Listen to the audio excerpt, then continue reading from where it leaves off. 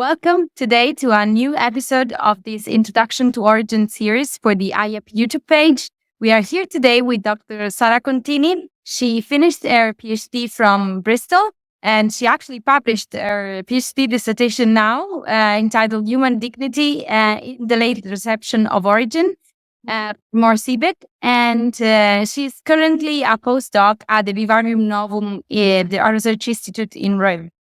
So, Sara, we are here today to talk about Origenism, right?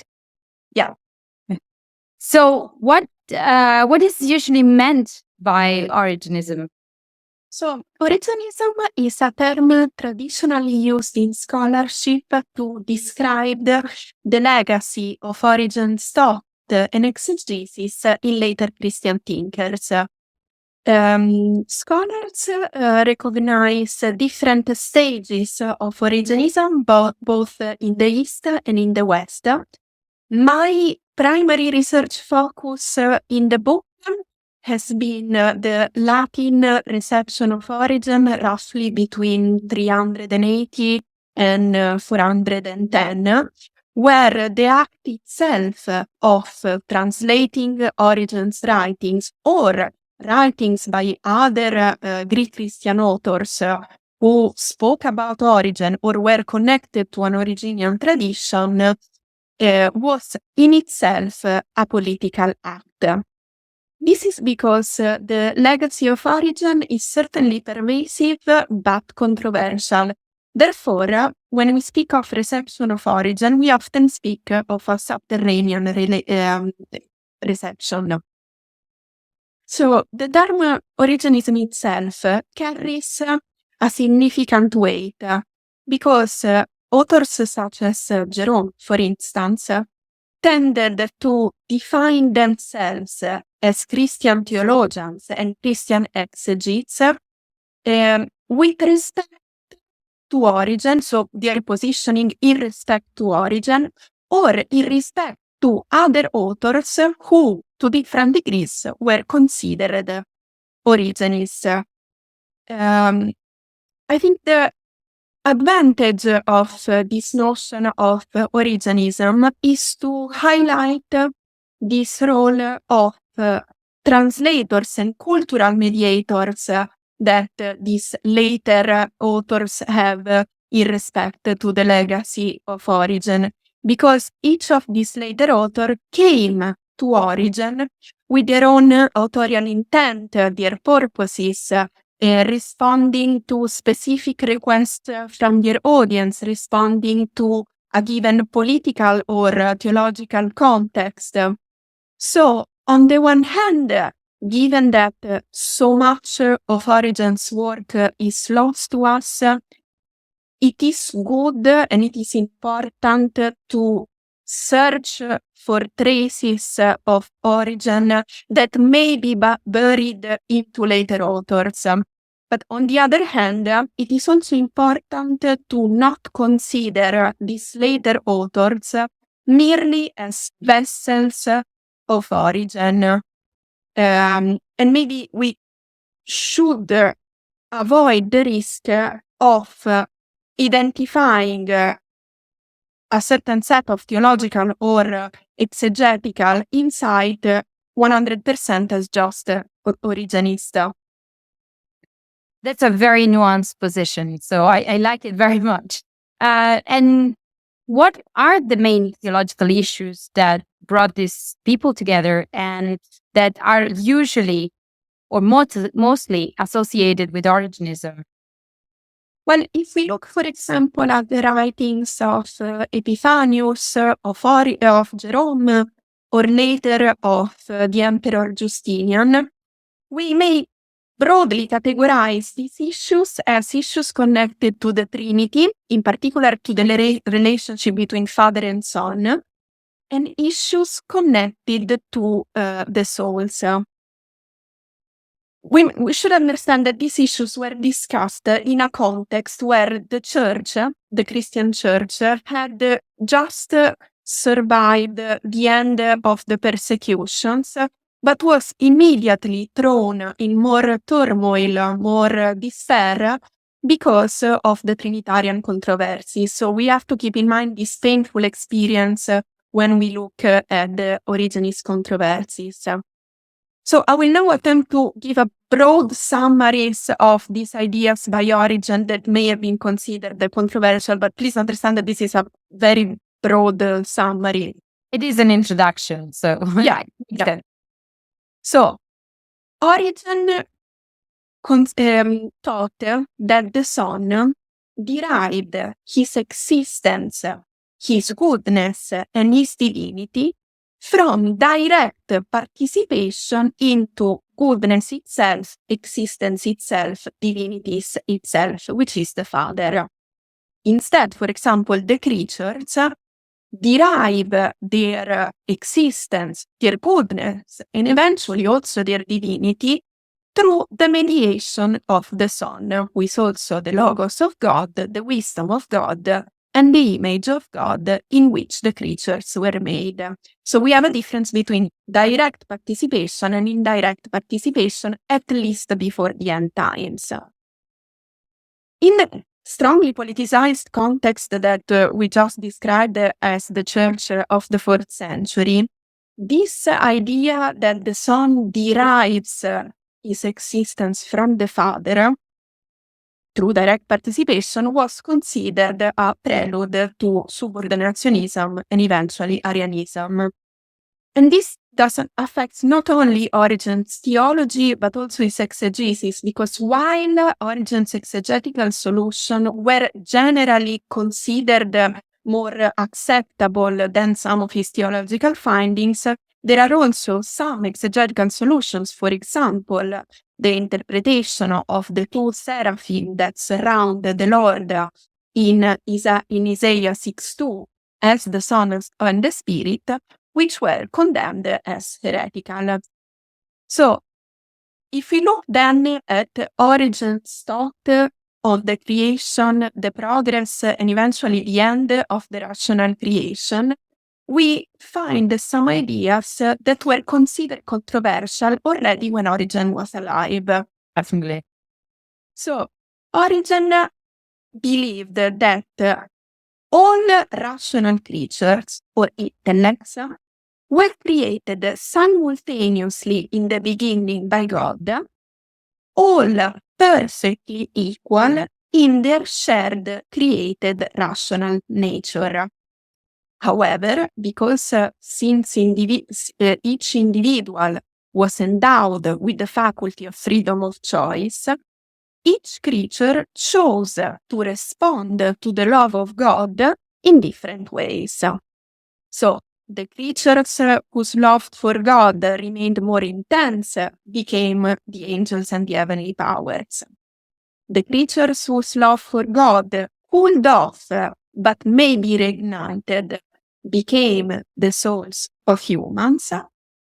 The creatures who rejected the love of God fell down into the abject state of demons.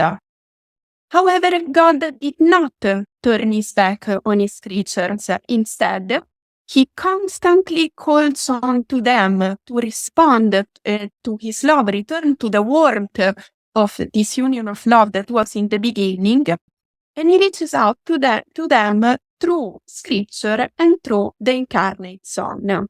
This is because of all the intellects, only one remained completely pure and perfect in his love towards God, and that is the created soul of Jesus Christ, whose union with the Logos was so intense that they became one Christ. So, each soul in this world has the duty to respond positively through the love of God expressed through the incarnate Son by studying scripture, which, to borrow words from Mario Simonetti, is the permanent incarnation of the Logos, and by imitating the worthiness of the soul of Jesus in order to ultimately attain the same union with the Logos that the soul of Jesus has already attained and modeled for others. Now, for Origen, eventually, after a long process of purification that goes even after our bodily death,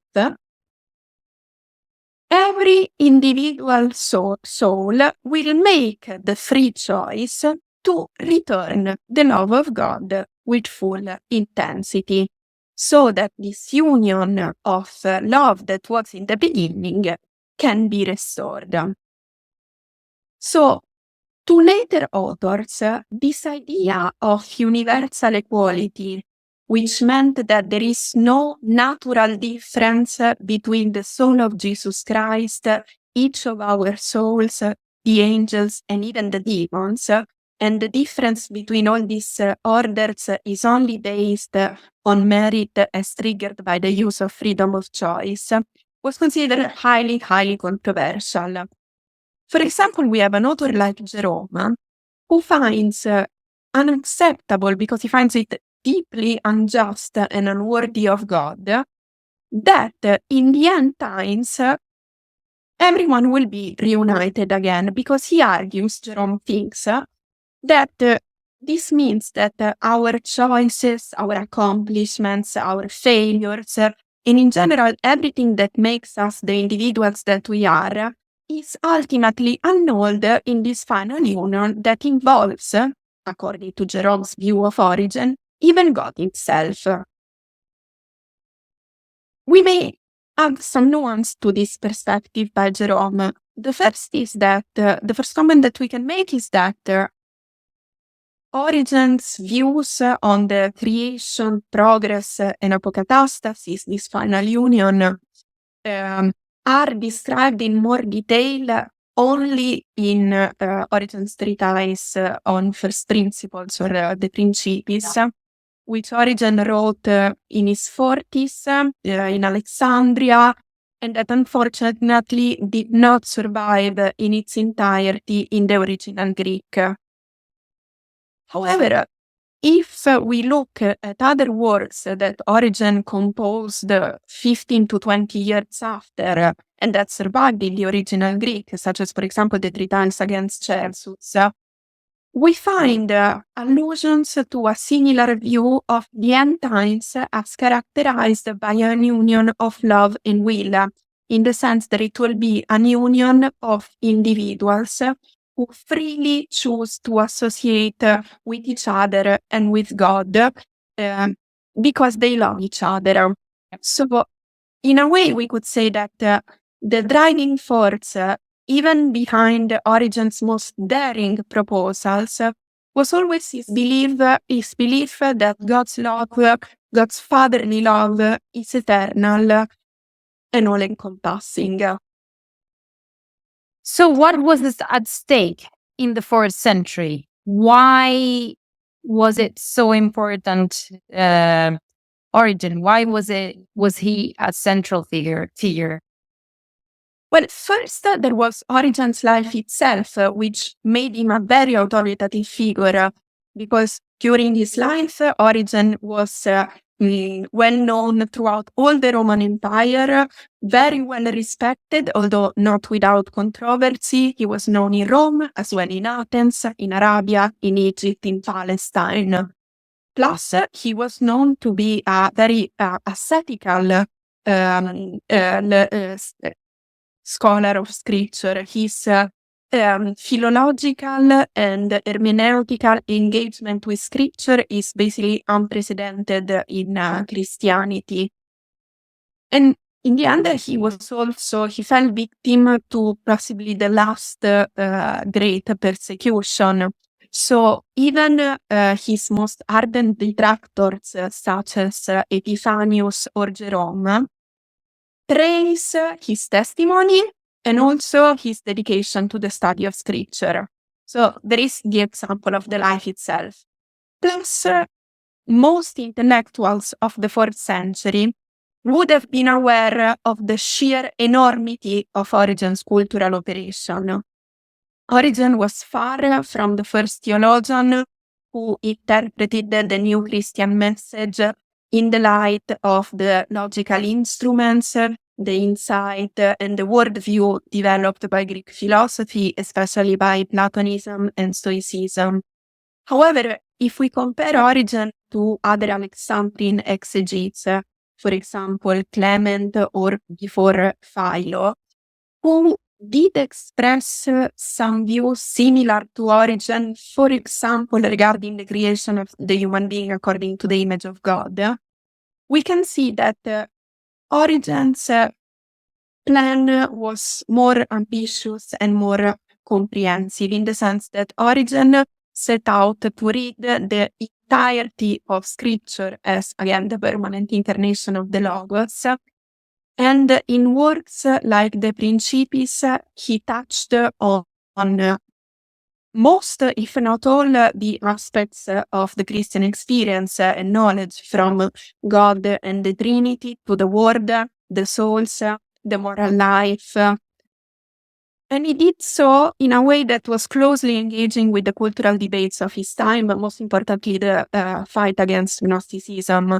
So we can see that Origen's theological, polemical, and exegetical impact was extremely ambitious and made him a force to be reckoned with.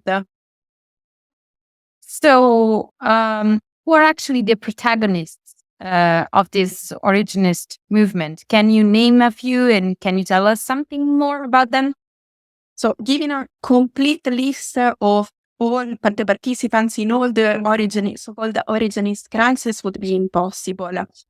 If we look only at the people who directly involved themselves in the so-called First Origenian controversy that took place from approximately 393 to the early 5th century, we can name prominent figures of Christianity, such as Epiphanius of Salamis, Theophilus of Alexandria, John of Jerusalem, and the already mentioned Jerome and Rufinus.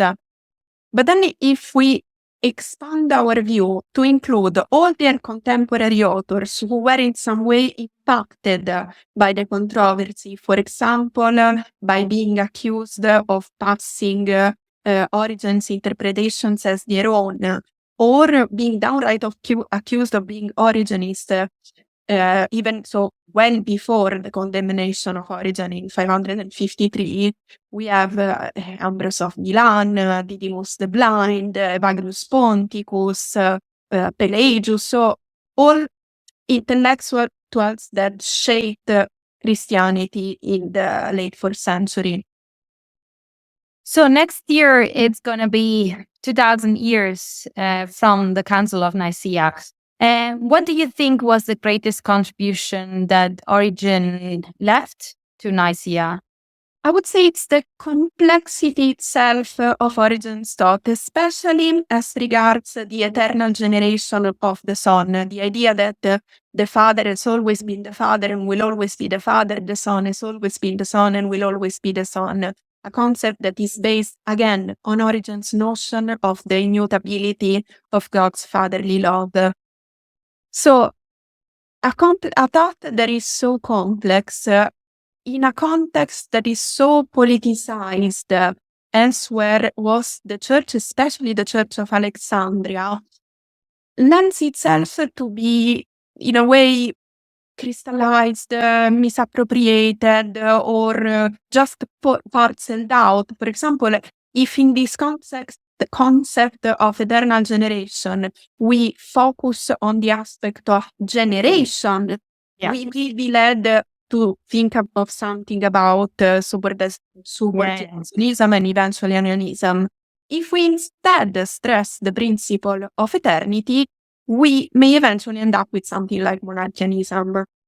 It was the concept of eternal generation itself that kept the two things together, in the sense that it allowed Origen to not state the existence of two identical archai or principles, but at the same time to present the Son as co-eternal with the Father.